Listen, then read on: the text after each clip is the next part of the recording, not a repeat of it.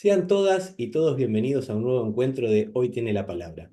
En esta oportunidad, con un invitado de España, Vicente Mañó, bienvenido al canal y muchas gracias por aceptar esta invitación. Muchas gracias a ti y estoy encantado de formar parte de tu programa. Bueno, muchísimas gracias. Eh, Vicente Mañó está en este momento muy vinculado al grupo Lady Madrid, a quien ya hemos entrevistado en el programa, pero la idea es un poquito empezar desde antes de eso y preguntarle a Vicente cómo es que, siendo guitarrista, toma la decisión en un momento de pasarse a todo lo que tiene que ver con el manejo de artistas. ¿Cómo es esa transición? En sus inicios usted empieza como músico y después toma esa decisión de pasar a la otra parte del business musical. Ya, bueno, pues un poco mi pasión por la música es el origen de todo, ¿no?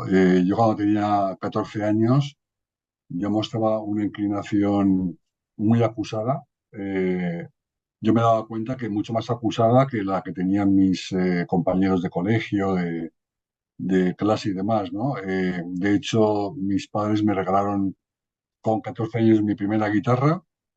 Me enseñó un compañero de clase a tocar y tenía mis primeros discos de los Beatles, de la Creedence, de Santana y, y mi objetivo y mi obsesión era poder replicar algunas de las cosas que yo oía tocándolas yo, ¿no?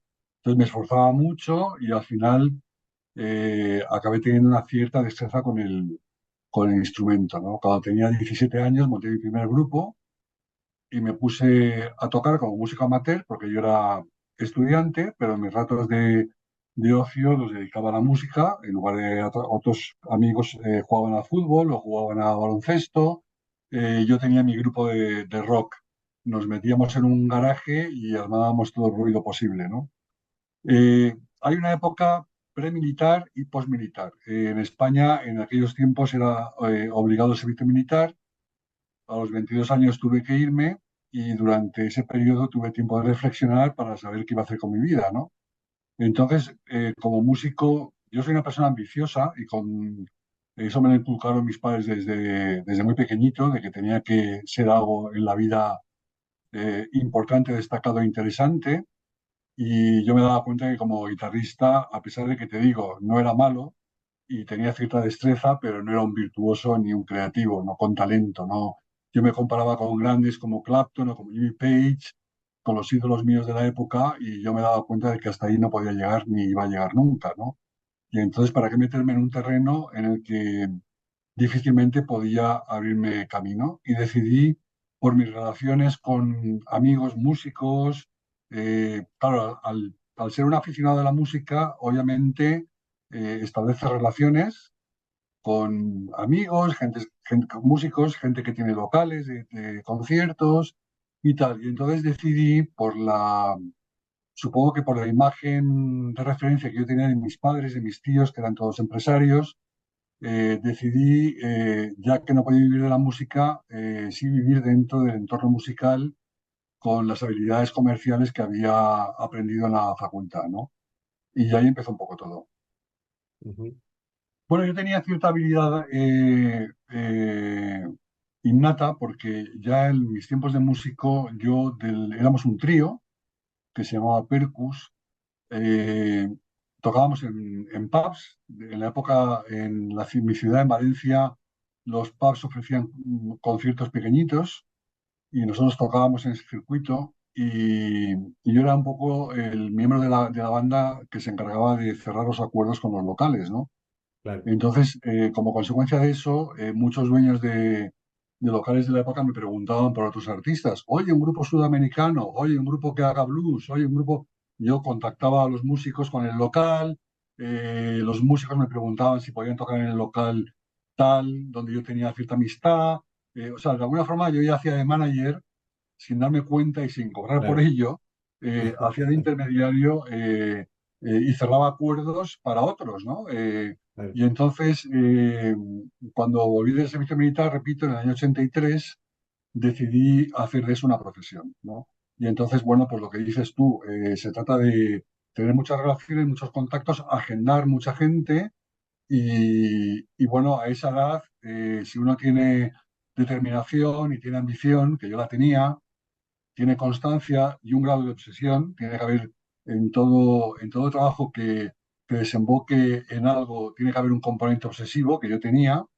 Renunciaba a los fines de semana a irme con mis amigos para irme a ver locales donde hacían conciertos para intentar colocar a mis artistas.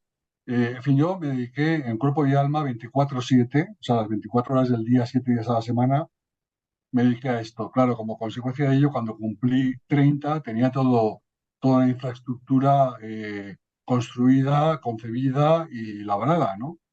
Y ahí fue cuando en el año 88 todos los arbolitos que planté empezaron a dar frutos y empecé a poder hacer rentable mi actividad y poder vivir de eso, ¿no? Y Ah, bueno, hasta hoy, ¿no? Y ah, bueno, hasta hoy, ¿no? claro. No, aparte Son también, 40 años sí, son 40 claro, años de profesión, sí. es una dilatada trayectoria y aparte veía en algunos programas a Francisco, por ejemplo, que es un cantante que a mí Sí, me encanta, que es valenciano también y Francisco que, Valenciano es amigo mío claro, y fui su manager durante un montón de años. Fue uno de mis primeros artistas, antes de que se llamara Francisco, artísticamente se llamaba Frango, con G. Franco, Y era Frango y su orquesta, ¿no? Y entonces hacían música de baile, pero él durante una hora, hora y media cantaba temas de Nino Bravo, temas de Tom Jones y de las grandes voces de la época, que el tipo lo hacía espléndidamente bien, ¿no? claro, Posteriormente a eso fue cuando se presentó a la OTI, ya como Francisco, a mí me pilló entonces en el servicio militar, no pude seguirlo de cerca, lo perdí como artista porque el servicio militar no me permitió poder claro, el servicio militar en España duraba 14 meses, lo cual te desconectaba claro, totalmente de tu actividad, ¿no? Y bueno, esa es un poco mi historia con Francisco, gran amigo mío hoy en día. Fui su sí, manager después, años después, ya como Francisco, fui su manager durante 10 años. ujú, Sí, Nacho Cano, cuando Mecano para, en el año 93, más o menos, decide hacer cosas en solitario, hizo un álbum que se llamó Un mundo separado por el mismo Dios. Después hizo otro llamado El lado femenino y él decidió que su management no quería que fuera el mismo que el de Mecano, que en aquella época era Rosa Lagarrigue. ujú, Entonces me llamó y decidió, me propuso que yo llevara el management de su carrera en solitario, lo cual hice. Negocié sus contratos con Virgin Records, que fue con quien sacó sus álbumes en solitario. Hicimos gira por España, por Chile, México, etcétera, ¿no? Yo dirigí la carrera de Nacho durante esos años. Sí, ujú, sí, sí, de Pace Mode y demás, mi web, tratos.com, se puede ver todos los artistas internacionales con los que he trabajado, de los cuales no he sido manager, simplemente he hecho las producciones en España de sus conciertos, concretamente en Valencia, ¿no? La lista es larguísima, de Pes Mode, Sting, Ricky Martin, Joe Cocker, un montón. He hecho ujú, un montón. Relacionados con el mercado internacional y destinados a mi ciudad, ¿no? A Valencia. De esos tengo en mi haber una buena colección y sí, vi que es de una primeros lista espacios. muy extensa y célebre Sí, porque hay muchos nombres muy importantes en todo lo que tiene que ver con la música a nivel internacional, que bueno, la confianza se la gana uno a base de trabajar, ¿no? Es decir, justamente, la mejor publicidad que puede uno tener es un buen resultado, ¿no? ujú, Entonces, si haces un pequeño trabajo y obtienes un buen resultado y y te preocupas en crecer, pues el buen resultado te avala para poder obtener un proyecto de mayor calado que te haga crecer, ¿no? Si ese claro, proyecto de mayor calado te hace crecer y te da un buen resultado, ¿qué quiero decir? Te hace crecer en consecuencia y entonces si aspiras a más, eh, pues te involucras con un proyecto de un mayor calado todavía, ¿no? Y así claro, el mundo no tiene fin. Uno puede llegar hasta donde, casi hasta donde se proponga, siempre al tenor de los resultados, ¿no? Entonces siempre el objetivo tiene que ser hacer un trabajo cuidadoso, puntilloso, profesional y lo más bello posible, ¿no? En claro. eso, para eso hay que tener amor y pasión por lo que uno hace, Ujú. ¿no? No, Oh, detrás de cualquier éxito hay una obsesión. Detrás de claro, cualquier éxito hay una obsesión. porque digo, uno tiene que ser muy consecuente, pero esa cosa de estar y generar, bueno, Hay un componente un poco patológico, ¿eh? Te quiero decir. Detrás de cualquier éxito hay un componente patológico. sí, bueno, en Bueno, familia, yo creo con, que en la vida en general, la zona de confort, cuando uno se siente cómodo, no está en un buen sitio. claro, Si te sientes cómodo con lo que estás haciendo y conforme, no estás en buen lugar.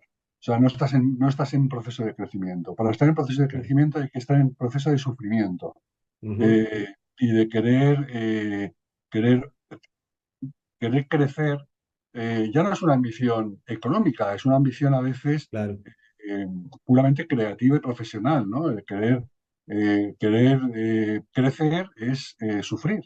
claro. Entonces, cuando estás cómodo, no andas bien. Eso lo decía David Bowie eh, respecto a los artistas. Decía, si lo que estás haciendo te gusta y te sientes cómodo, no vas por buen camino. Es decir, Claro, estás por buen camino cuando estás en un terreno fangoso, escabroso y lleno de dificultades. Entonces, cuando estás haciendo algo realmente distinto, ¿no?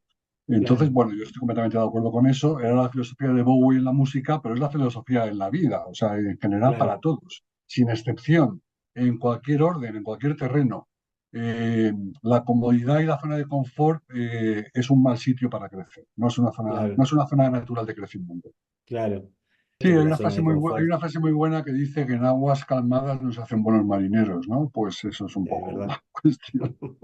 El buen marinero se hace a sí mismo cuando se encuentra con tormentas, tempestades y Claro, demás. Ahí es donde aprende a navegar, ¿no? sí. Hablemos un poco de lo que es Tratos. ¿Cómo es la oficina? ¿Cómo funciona la empresa en la gestión de las carreras de los artistas? ¿Podría contarnos un poquito de cómo es esa estructura y cómo es su funcionamiento? Bueno, Tratos en realidad es una consecuencia de mí mismo. O sea, es una marca comercial bajo la que se ampara mi propia gestión.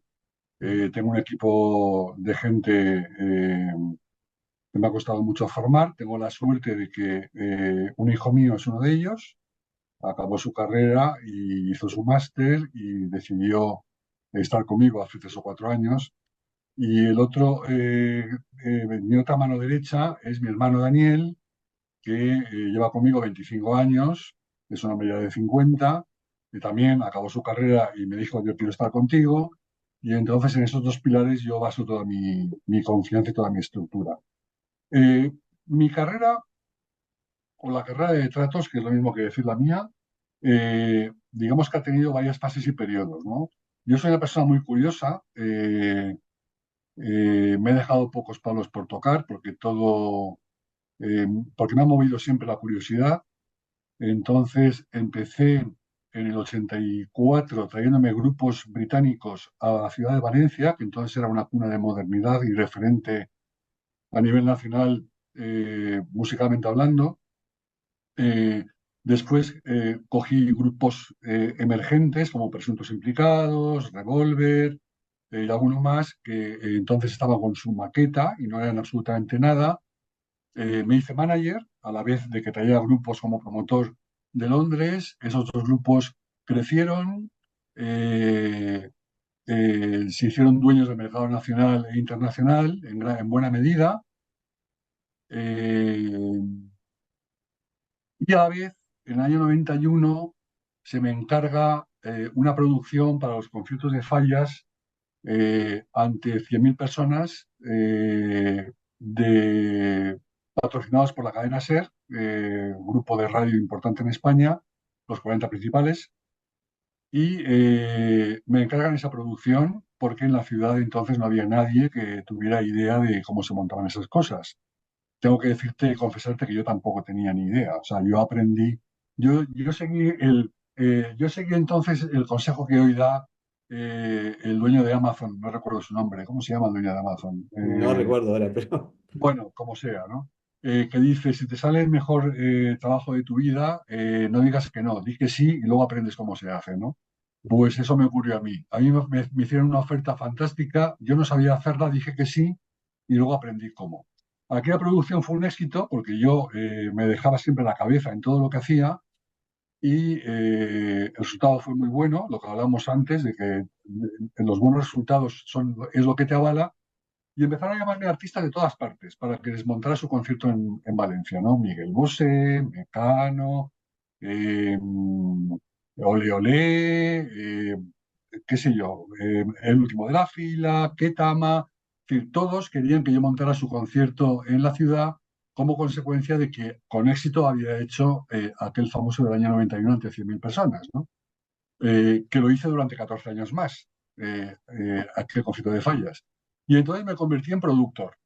Entonces ya tenemos que era promotor de grupos británicos en Valencia, manager de presuntos implicados de Revolver y demás, productor de grandes conciertos. Y luego, como me di cuenta que como productor los conciertos se llenaban, decidí que además de hacer la producción técnica, iba a ser promotor. Es decir, iba a comprar a los artistas y a arriesgar mi capital con ellos, ¿no? A la par de todo eso que te cuento, monté un sello discográfico. A la par monté una editorial de canciones. Eh, Hace el año 2016 publiqué un libro que se llama Así funciona el negocio de la música. Y no he hecho nada más porque no se me ha ocurrido hacer nada más. Si se me hubiera ocurrido hacer algo más, probablemente lo hubiera hecho, pero yo creo que hasta ahí ya está bien. He sido promotor, productor, manager, escritor, editor, disquero, y de todos los palos he aprendido, en todos los palos me ha ido medianamente bien porque con mi sello intermitente, mi sello discográfico, yo fiché a presuntos implicados y a Revolver. Y como consecuencia del éxito que tuvieron con mi sello discográfico, que tenía muchas limitaciones, se lo vendí a Warner. Entonces le vendí a Warner mi catálogo y de ahí salió los discos de Presuntos Implicados y de Revolver, ya con éxito, con las armas que ellos tenían, que no tenía yo, que era la distribución y la promoción a nivel mundial, ¿no? Claro, Pero yo fui el que puso la primera semilla con todo aquello, ¿no? Entonces, claro. este es un resumen muy encapsulado de lo que ha sido mi carrera en todos estos años, ¿no? Bien. Entonces, me ha movido siempre la curiosidad, la ambición y el deseo siempre ferviente de hacer las cosas bien, muy bien, ¿no? Como se dice en España, cojonudamente bien. Porque si no, para mí no tenía sentido. Luego, los resultados económicos, que no te voy a decir que fueron malos porque mentiría, fueron buenos, pero fueron una consecuencia de la labor bien hecha, no un Claro, objetivo en sí mismo, ¿no? Entonces, yo soy de estas personas que puedo decir que cumplí todos mis sueños, todo aquello lo que soñé se cumplió y que no he trabajado nunca porque yo me he divertido. Lo claro, que es trabajar no sé lo que es. Yo me lo he pasado muy bien y me lo sigo pasando muy bien. Yo disfruto con lo que hago, me lo paso bien y la vida para mí no tendría sentido. Yo siempre tuve claras varias cosas. No quería tener jefe, quería dedicarme a la música y quería hacer grandes cosas, ¿no? Y claro, bueno, he cumplido la primera, nunca he tenido jefe, la segunda me he dedicado al mundo de la música y sobre qué he hecho cosas importantes, eso ya lo tienen que decir los demás. Yo he hecho lo que buenamente he podido, lo mejor claro, que he podido y ya está, ¿no? claro. Y ahora en lo que hablaba justamente de ese proceso que me parece muy interesante, desde sus comienzos hasta ahora, esencialmente, ¿cuál ha sido el cambio que usted nota en lo que es la industria de la música? ¿Dónde está la mayor diferencia de lo que es hoy por hoy a lo que fue en su momento, cuando, bueno, existían las Bueno, multinacionales, las discográficas y todo la eso? industria ha ido cambiando a lo largo de la historia constantemente, ¿no? En la época de Mozart, los músicos clásicos escribían sus partituras y las vendían por la calle, ¿no? Hasta que llegó ciertos señores espabilados y les dijeron, mira, no te dediques a vender partituras por la calle, tú dedícate a componer, que las partituras las vendo yo, tú me das un 50% y yo vendo las partituras, y ahí nació la figura del editor. Fíjate, desde entonces hasta ahora si la música ha cambiado. Claro, Luego se descubrió el gramófono, el vinilo, eh, el músico ya no tenía que vender sus partituras, sino que podía grabar sus cosas y, y publicarlas, y entonces ya se predecía que la música se iba a acabar, porque aquello no era natural. y tal. Y bueno, y todo ha tenido una serie de fases y de épocas y de episodios a través de los cuales la música se ha ido desarrollando hasta los días en los que estamos hoy, ¿no?